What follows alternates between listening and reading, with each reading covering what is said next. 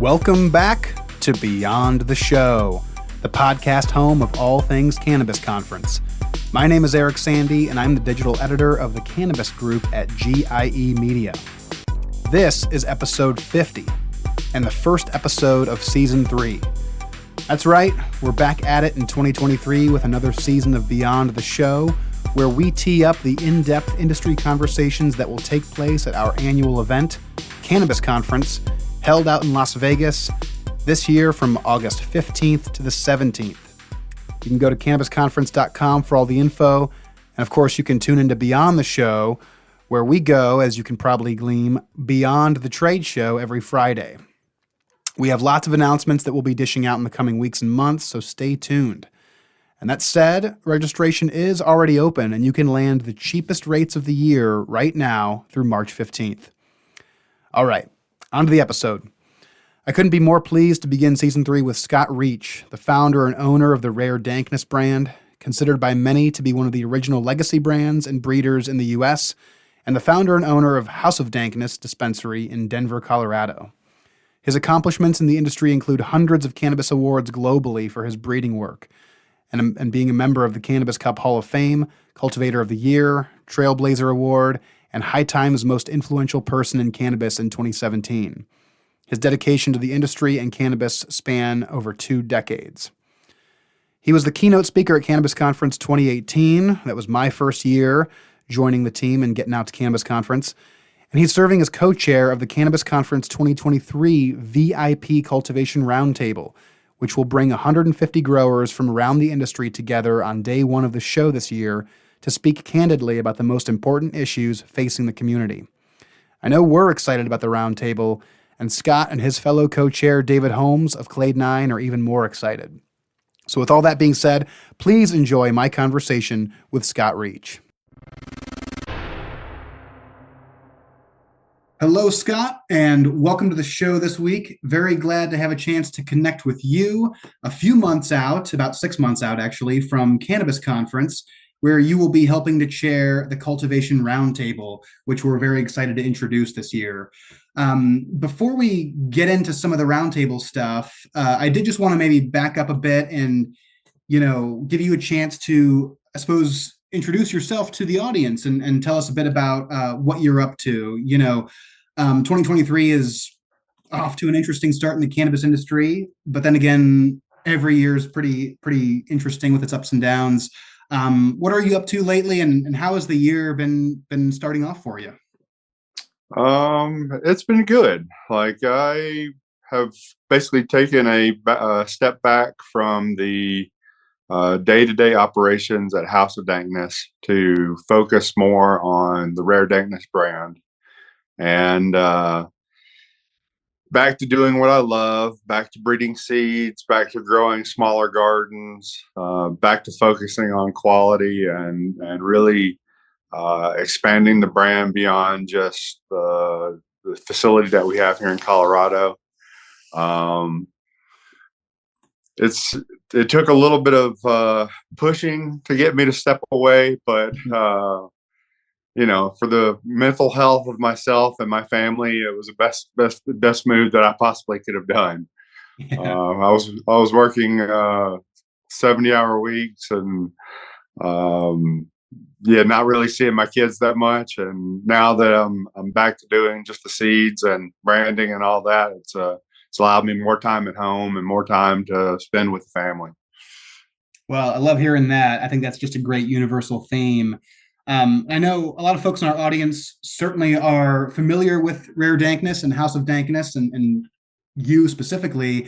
And they may also be very familiar with what you were just saying there, the long hours and the grind, so to speak, that this industry can bring about. If you're willing, could you maybe elaborate a bit on this and maybe some either helpful tips or maybe some lessons that you learned in transitioning, back a little bit from the day-to-day grind? Yeah. For me, it was when I started House of Dankness. Rare Dankness had already been in existence for since 2010. So about 6 years we had already been breeding, and working for other companies and helping them build genetic libraries and all that. My own personal experience in the industry goes back to 98, but uh, for that most of that time it was medical market, caregiver grows, growing for fun, making seeds, just doing my thing. And then in 2016, I decided to build the House of Dangness, and it took 2 years of pretty much blood, sweat, and tears to build the 54,000 square foot facility in Colorado, and put in all the automation and learn all the automation and hire a team of 54 individuals to help me operate that building. And it even caused me to move from my beautiful mountain house that was up in Estes Park that I had lived in for 13 years and moved down closer to the facility so that I could be within arm's reach, like a 30-minute drive to get to work every day instead of an hour and 40 minutes. Yeah, you start looking at the amount of time and effort that you're putting into your dream, so to speak. And my dream for that facility was never for it to be a cash cow. I knew that the industry in Colorado had already kind of become flooded, and all I wanted to do was build a facility that would allow me to continue to grow, allow me to bring a higher quality product to the market, with extracts, with flowers, with the kind of the whole branding image. And over a 5-year period, I was able to do that, do it to the best of my abilities with the people that I had working with me. And at some point, the bottom really fell out of Colorado. The pound prices went from 1,100 to 1,600 to pretty much overnight $350 to $600. And we were producing on a wholesale level at $250 a pound, and that was a hand trimmed pound. So we were still making decent profit and all that, but all of a sudden your margins became razor thin. And the dream of just doing my thing and having this brand and growing good weed all of a sudden became a game of margins and stress that I was not really prepared for. And my wife was working as CEO, and every night we were coming home, and instead of just enjoying each other's time, it was all spent on where do we cut corners, where do we cut back, what do we eliminate to help the margins on being more profitable. And I realized really quickly that it was affecting our relationship and affecting my relationship with my kids, because dad was at work all the time, or dad was talking about work all the time. And you have to kind of self-reflect at some point and say, is the dream that I had, did I already succeed and do exactly what I wanted to do, which I had for 5 years? Is that worth my family and continuing to push forward? Or do I just go back to breeding seeds and working on the branding and doing the clothing and, maybe start another smaller adventure and take some time to travel? And, I've always loved traveling within the cannabis industry, but I've never taken time to just go out and take the family to, like this year, I'm taking them to Africa, so we're going to go for an entire month, spend some time exploring the continent, and has nothing to do with cannabis, uh, so,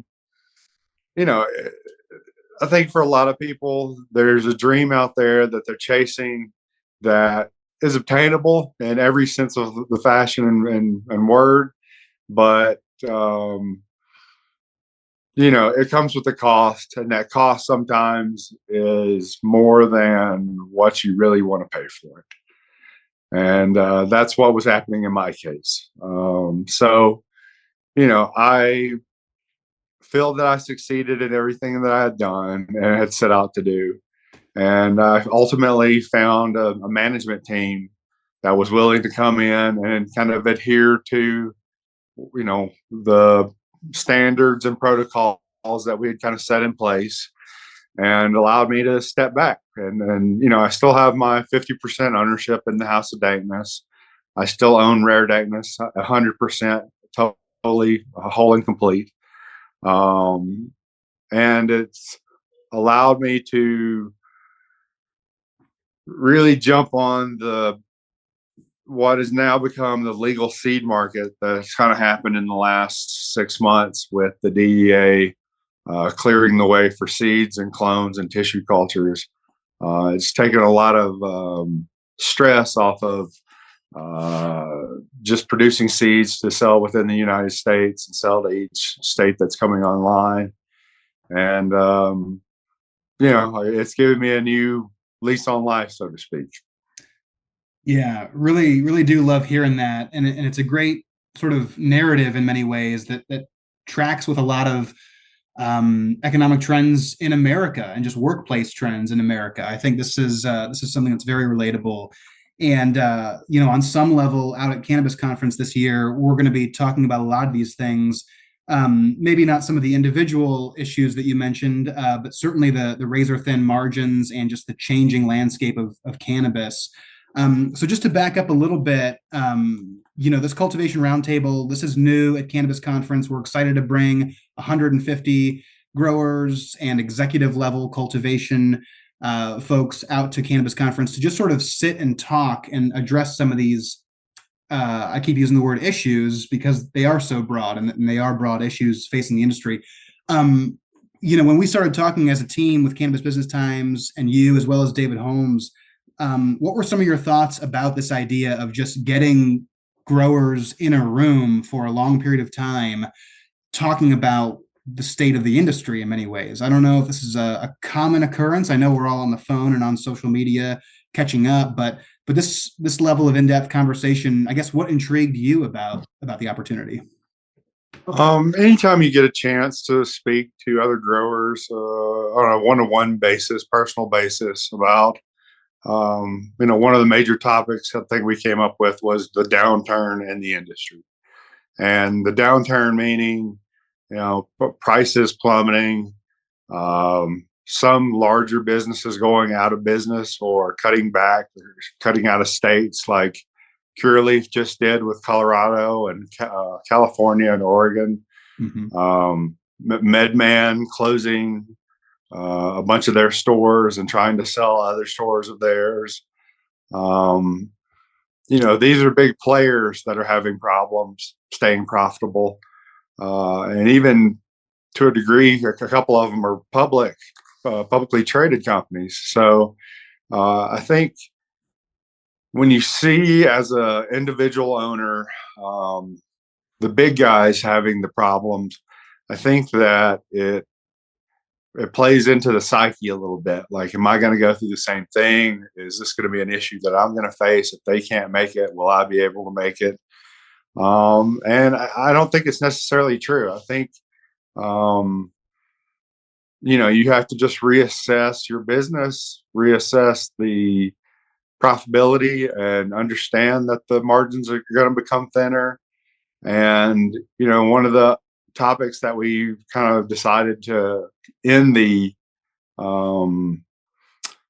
roundtable discussions on is brand building.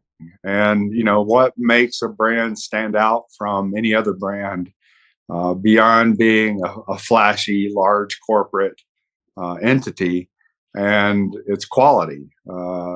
Smaller producers have the ability to produce such higher quality product because, they don't have the mega footprint that a lot of these guys have.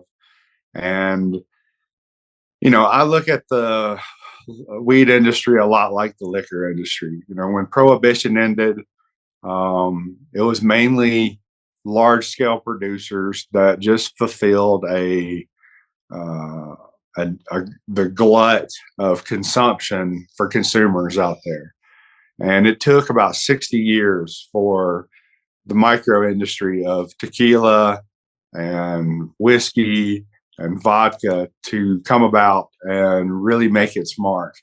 And I don't necessarily think it's going to be a 60-year time frame that consumers are going to allow in cannabis to pass. I think there's a growing knowledge and education happening right now with cannabis consumers where, a small percentage of them already know what quality is and they know what craft weed looks like.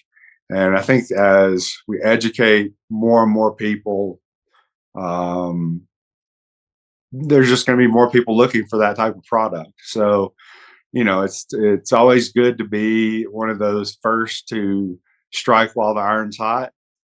But I was lucky and I had a good brand. I have a good brand, and I was able to get out there and make a footprint and show what quality I really was. Um, Even with some of the bigger guys operating around us. Um, but having a chance to really speak grower to grower, owner to owner, um, it doesn't happen very often. Like at these cannabis conferences, usually it's a uh, who's got the investors, where's the money, um, equipment manufacturers showing off their latest and greatest gadgets, and to have a chance to really sit and discuss today's scope of what the industry looks like and what the landscape looks like, I think it's going to be something that will be remarkable.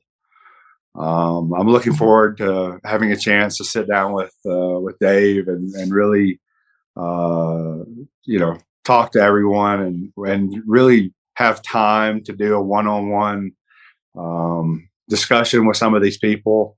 I think we've allotted a little time in the middle of the day where uh, we were going to do a lunch session, and I was like, no, let's kill the lunch session and have almost a Q&A time where we can go around and people that have more in-depth questions can speak to either other people at other tables or come speak to me and Dave. And I'm looking forward to it. I think it's going to be something that hasn't happened yet at any of these cannabis conferences. Yeah, I think it's going to be really, really fun and insightful. I know our team is super excited. One little idea we've tossed around, and we'll see. I guess if this makes the final cut, so to speak, but giving everyone a chance early in the day to share something they need, some sort of request, to share something they can provide, some sort of thing that they can give, and then the always popular chance to brag about something. Get a bunch of growers in the room to start bragging about their own grows. But I want to maybe hone in on that first part, this idea of each person coming to the table with something that they might need. And I guess my question would be, when you're talking with other growers in Colorado or elsewhere, what are some of the, I guess, gaps that exist right now? And this could certainly be financial, but could also be knowledge based. It could be something more tangible in the market. Is there some sort of common refrain that you hear growers asking for time and time again? Yeah, there is. When the industry first started, there were two distinct type of players. There were the growers that were the underground growers that wanted to get in and get a business started. And then there were businessmen who wanted to invest and get in and, again, strike while the brand was hot or the iron was hot. And I've learned, and including myself over those years, that growers aren't necessarily the best businessmen and businessmen aren't necessarily the best growers. And it takes a marriage of the two to speak in a certain way for a business to be profitable and a grow to be successful. And I hear all the time growers asking me how I was able to make that kind of make that marriage happen.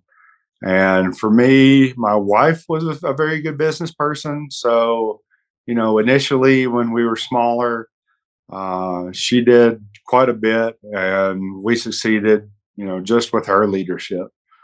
When we got to House of Dankness and a couple of years running, 3 years running, we realized that to make the business more profitable as the margins started to shrink, we needed to find someone that was more adept at the business side of the knowledge. And it took a little while to find the right partner for House of Dankness. And ultimately, I was able to find a group that were beer distributors out of Alabama that wanted to get into the industry and weren't really interested in buying into the into the Rare Dankness brand, but they were interested in buying into the license that's here in Colorado. And I brought them in, and we butted heads a little bit at certain things, that were quality based things and grow operation based things. But they had the knowledge to distribute weed, find purchasers and buyers for all the wholesale product, manage the personnel a little bit better than what I was doing.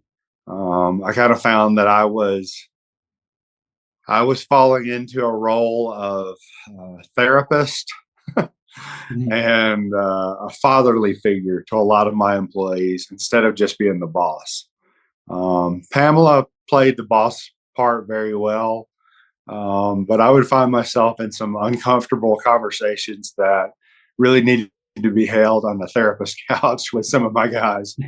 And I would always give them that advice, like, hey, I see a therapist a couple of times a month just to deal with what I'm dealing with running this facility.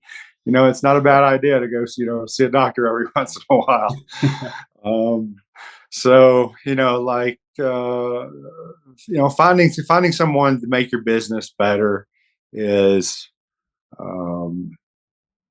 it's a tough road to go down because you have to give up a little bit of that control. But for us, for at least House of Dankness, it was the right decision to make.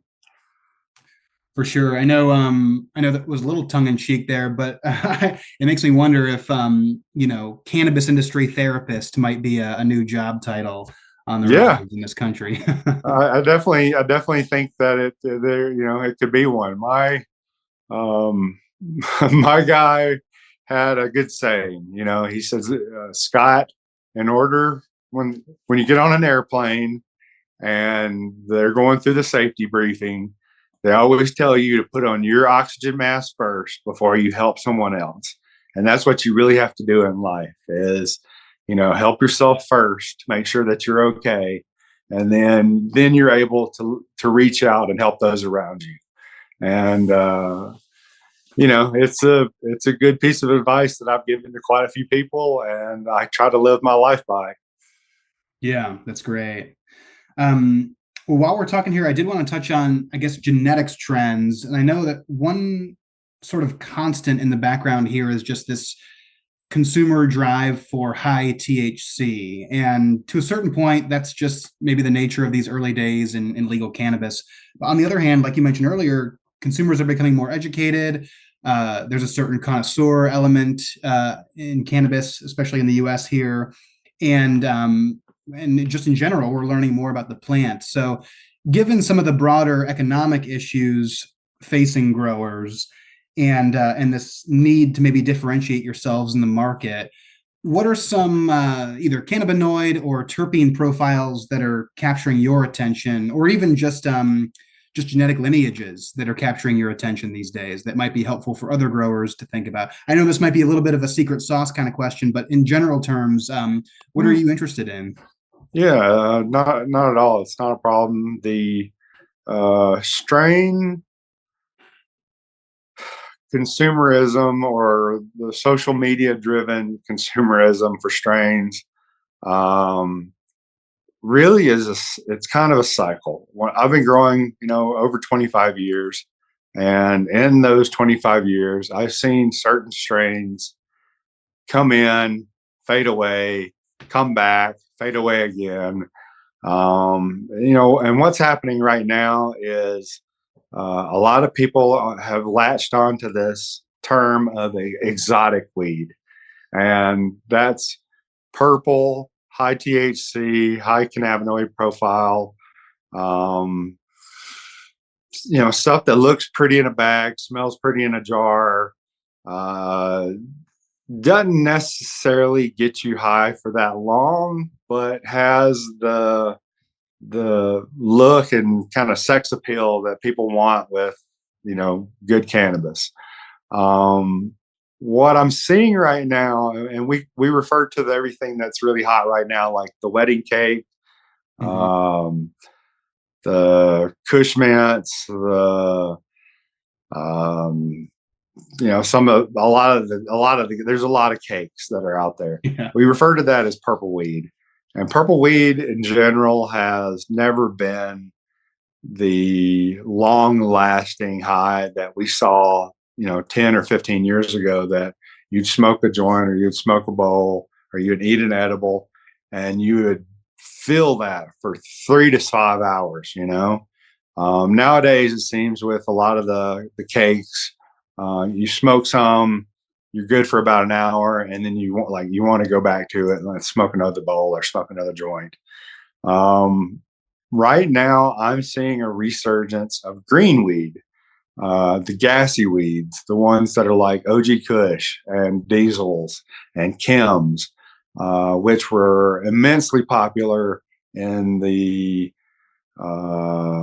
late 2010, early 2015, kind of, 7 to 8 years ago. People are starting to look for those strains again. I know as a seed company, we're asked all the time for diesels. We're asked all the time for OG Kushes. And, for me, I never bred for the public. I always bred for my own personal taste. And, a lot of what we breed is either OG Kush based hybrids or sativa based hybrids, which I also prefer. And in a commercial setting, the sativas are hard to do. Not a lot of people want to um, set aside a room or space to have a plant that goes 100 days. They want something that cycles through in 60 days. They can cut it down, dry it, cure it a little bit, sell it. Good sativas take minimal 84 days and maximum sometimes 116. And you're starting to see some craft growers pop up, in Oregon, and pop up here in Colorado, and on the East Coast, that are investing that time to either have an entire room devoted to sativas, or have built out a section of a room that they can control the irrigation and control the light cycles for another, 3 to 4 weeks.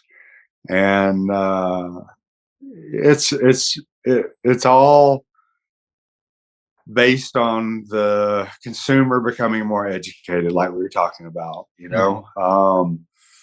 You get past that bag appeal aspect of what's pretty and what just looks good as a plant, or what's been hyped up on social media, Instagram or TikTok or whatever, and you start going back to, man, I really miss that flavor of lemon. I really miss that flavor of pine.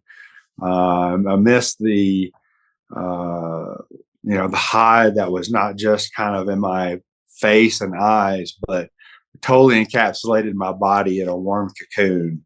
Or I miss that smoke that gave me energy to clean my house, like a good sativa will.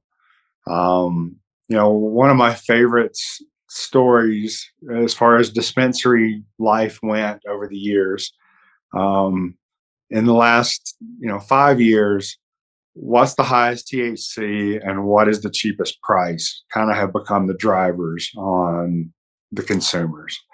But prior to that, like 2009, 2010, when I had Stone Mountain, I would have people come in that were looking for specific strains that help specific ailments, um,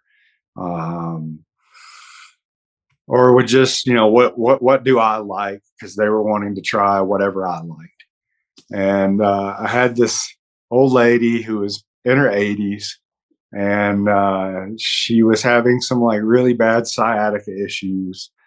And we had a strain called Golden Goat, and the goat was known for kind of nerve pain, but giving you a lot of energy.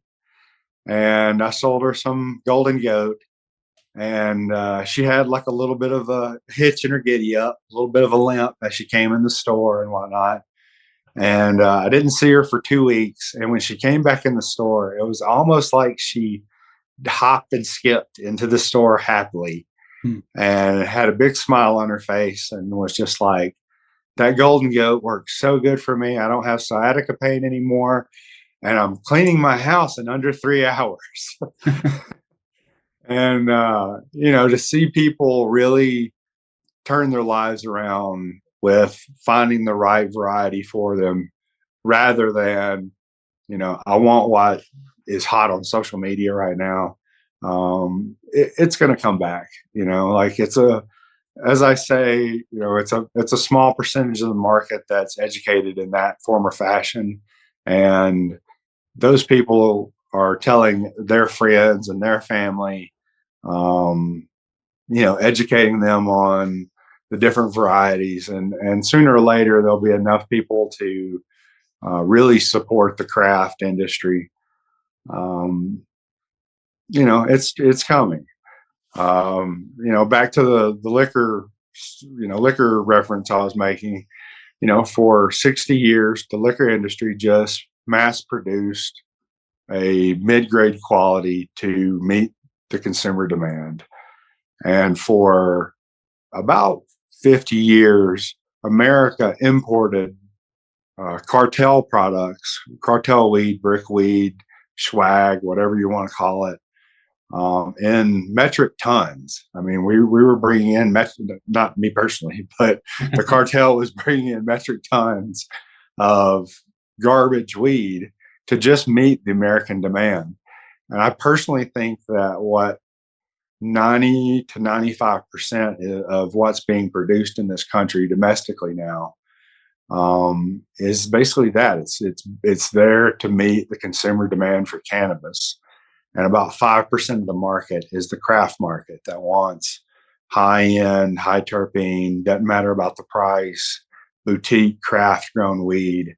And we have to grow that 5% to, a solid 10%, and it's our job as cannabis enthusiasts and ambassadors to do that, to help, I think with this roundtable, to really, push the idea that, you can be more than just a weed grower, that you can build a brand, produce a craft product, find your niche, beat the downturn, make it through, and and survive.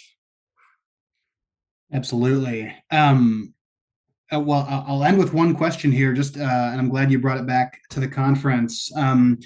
We're, I guess, 6 months out here, and it's not like this conference or this roundtable is the end all be all. It's really just an opportunity for growers to get together and talk candidly. And so maybe as a way of getting folks to think about their own goals, I wanted to ask, what's maybe one goal that you're working toward that might take the better part of this year, that might inspire other growers as they're thinking about their own goals this year? Just, again, reigniting my passion for this plant, after grinding super hard for 7 years with House of Dankness, and being there in the bloodbath as the Colorado market fell out, and making sure that my facility was able to survive, but my personal well-being was able to survive as well. And I want people to be able to walk away from the roundtable with a positive attitude that I can do this, that I'm going to build my brand and make it successful. And I don't want this to turn into some sort of Debbie Downer, woe is me, we're all doomed, type of discussion. Because I totally don't feel that way, Yeah, I think that's a really good note as well to maybe land on there. Right now, we're very caught up here at Cannabis Business Times editorially, and certainly out there in the market, very caught up in some economic issues. We're all dealing with our own, even just our household budgets outside Yep. of, I mean, it's tough out there, but I think you make a good point that, at the end of the day, this is an incredible plant. It's an industry that's coming to life. It's still growing. It's still so early, and there's so much fun to be had, and so many wonderful things to do. And I think this is going to be a lot of fun out in Vegas, just a few months away. Yeah, looking forward to the conference. Not really looking forward to Vegas in August with the temperatures. Toasty. It's going to be a good one. I look forward to seeing everyone. I love Noelle to death, and when she asked me to do this, I told her just to give me a day to really mull it over, and I could have told her yes right then, but I needed to confer with the wife and make sure that she wanted to go to Vegas in the middle of the summer. No small task. Yeah, it's not a task. That's awesome. Well, yes, of course, Noelle's our fearless leader. I know I'll speak for her and just say she's extremely excited about this.